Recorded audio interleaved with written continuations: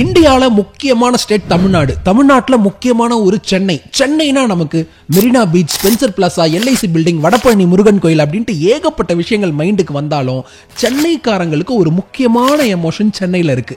அதுதான் நம்ம நேப்பியர் பாலம். இன்னைக்கு நாம நேப்பியர் பாலம் எப்படி கட்டினாங்க, எப்படி உருவாச்சு, எவ்வளவு சிக்கல்கள் எல்லாம் சந்திச்சது அப்படின்றத டீடைல்டா பார்க்க போறோம். வாங்க வீடியோக்குள்ள போகலாம். இப்ப நம்ம 1800க்கு டைம் டிராவல் பண்ணி போனோம். அப்போ சென்னையில ஆங்கிலேயர்கள் ஆட்சி பண்றாங்க. ஆட்சியாளரா லார்ட் நேப்பியர் இருந்தாரு. அவரோட காலத்துல கோவம் வந்தா காவேரி வெள்ளம் அடிச்சுக்கிட்டு போற மாதிரி இங்க கோவம் நதி இருக்கு.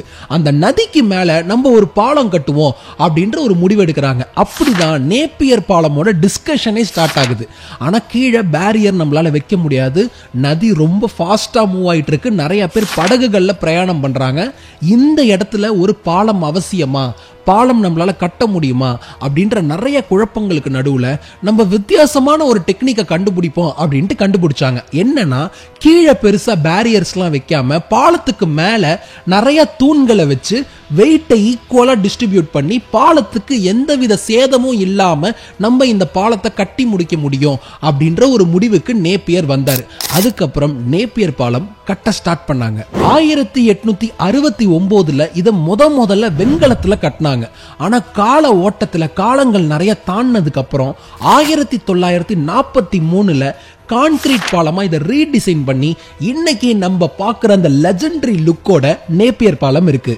இப்போ நீங்க காலை நேரத்துல இந்த பாலத்துல நடந்து போனீங்கன்னா ஒரு பக்கம் மெரினா கடற்கரை, இன்னொரு பக்கம் சென்னைக்காரங்களோட அந்த பீச் கதை இருக்குல்ல, அதை கண்ணாலையும் பார்த்து காதாலையும் கேட்டு நம்மளால போக முடியும்.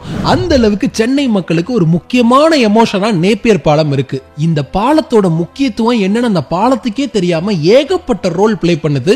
முதல்ல படப்பிடிப்புன்னு எடுத்தோம்னா ஏகப்பட்ட படங்களோட படப்பிடிப்பு அங்க நடந்திருக்கு.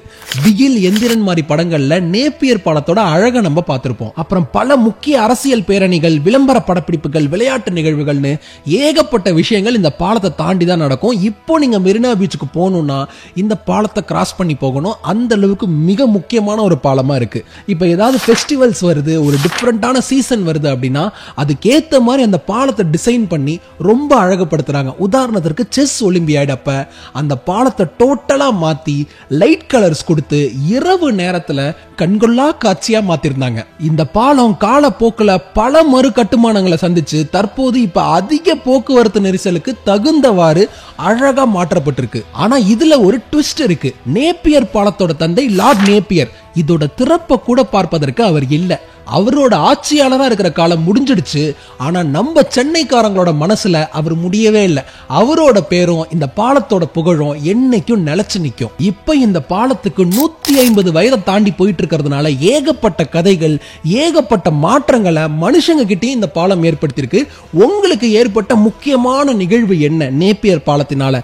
மறக்காம கமெண்ட்ல சொல்லுங்க. இன்னும் நிறைய வீடியோல நம்ம சந்திக்கலாம். நன்றி, வணக்கம்.